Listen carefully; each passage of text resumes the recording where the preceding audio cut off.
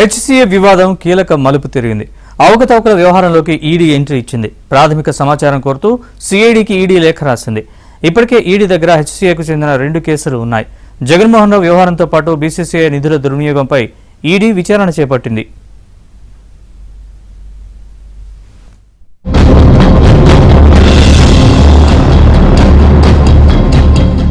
HCA వ్యవహారంపై ED దృష్టి సారించింది. కోట్ల రూపాయల నిధుల గల్లంతు, కాంట్రాక్ట్ ఇచ్చిన వ్యవహారంపై ఈడీ విచారణ చేపట్టనుంది. ఇప్పటికే హెచ్సీఏ అక్రమాల్లో అరెస్టైన అధ్యక్షుడు జగన్మోహన్ రావు సహా 5గురికి 12 రోజుల పాటు రిమాండ్ విధించింది మల్కాజ్గిరి కోర్టు. పోలీసుల రిమాండ్ రిపోర్టులో షాకింగ్ నిజాలు వెలుగుచూశాయి. 2024 మే కంటే ముందు రాజీవ్ గాంధీ ఇంటర్నేషనల్ క్రికెట్ స్టేడియంలో జరిగిన సంఘటనలకు సంబంధించి తెలంగాణ క్రికెటర్ అసోసియేషన్ ప్రధాన కార్యదర్శి గురువారెడ్డి జూన్ 9న ఫిర్యాదు చేశారు. హెచ్సీఏ ఎన్నికల్లో నిలబడటానికి జగన్మోహన్ రావు అక్రమ ప్రవేశం పొందాడని ఫిర్యాదులో పేర్కొన్నారు.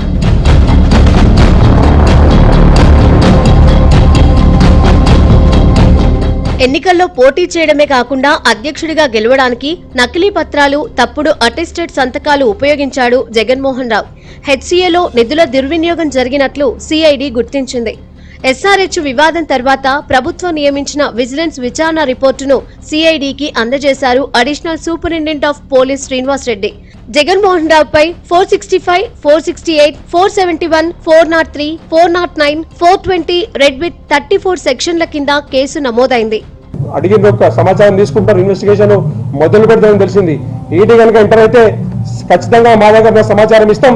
ఈ ఎన్నుకుంట పెద్దల హస్తం, రాజకీయ నాయకుల హస్తం దీన్ని ఉంది. క్రికెట్ లో ఎవరు కంట్రోల్ చేసిండ్రు, ఎటువంటి అపాయింట్మెంట్లు చేసిండ్రు, ఎటువంటి వెండర్షిప్లు ఉన్నాయి, డబ్బులను ఎక్కడ ఉన్నాయి. ఇంతకుముందు నా క్రికెట్ బెట్టింగ్ల విషయంలో కానీ, క్రికెట్ ఐపీఎల్ టికెట్ల అమ్మకాల్లో ఉన్న కాంట్రాక్ట్లు ఎవరికి ఉండే, మీ క్యాటరింగ్ కాంట్రాక్ట్లు ఎవరికి ఉండే, ఎవరి బంధువులు ఇక్కడ కంట్రోల్ చేసిన అవన్నీ కూడా కేసులు బయటికి రావాలి. మీ అందరూ కూడా తవ్వుతారు. ఈడీకి పూర్తి సమాచారం మేము కూడా ఇస్తాము, సిఐడికి పూర్తిగా సహకరిస్తాం.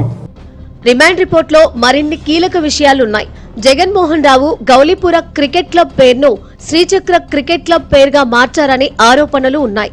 శ్రీచక్ర క్రికెట్ క్లబ్ డాక్యుమెంట్స్ సంతకాలతో క్లబ్ యజమాని సంతకాలు మ్యాచ్ కాలేదు.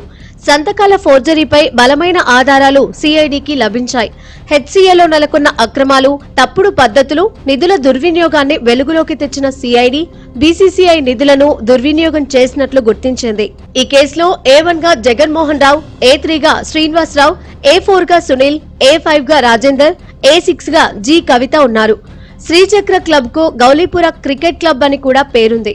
గౌలీపుర క్రికెట్ క్లబ్ అధ్యక్షుడిగా ఉన్న మాజీ మంత్రి కృష్ణ యాదవ్ సంతకాన్ని ఫోర్జరీ చేసిన వ్యవహారంలో Telangana cricket association general secretary Guruva Reddy ఇచ్చిన ఫిర్యాదుతో సిఐడి అధికారులు కేసు నమోదు చేశారు. ఫోర్జరీ చేసిన గౌలీపుర క్రికెట్ క్లబ్ డాక్యుమెంట్ల ద్వారానే జగన్మోహన్ రావు హెచ్సీఏలోకి అడుగుపెట్టారు. అప్పట్లోనే జగన్మోహన్ రావు పోటీ చేయడాన్ని మిగతా సభ్యులు వ్యతిరేకించినప్పటికీ అధ్యక్షుడు కాకుండా ఆపలేకపోయారు. నిందితులకు బెయిల్ రాకుండా జైలులో ఉన్నట్లయితే పీటీ వారెంట్పై లేదా కోర్టు అనుమతితో కస్టడీలోకి తీసుకుని విచారించనున్నట్లు తెలుస్తోంది. హెచ్సీఏ వ్యవహారంలో మనీ లాండరింగ్ ఏమన్నా ఉందా అనే దానిపై ఈడీ దృష్టి పెట్టే అవకాశం ఉంది.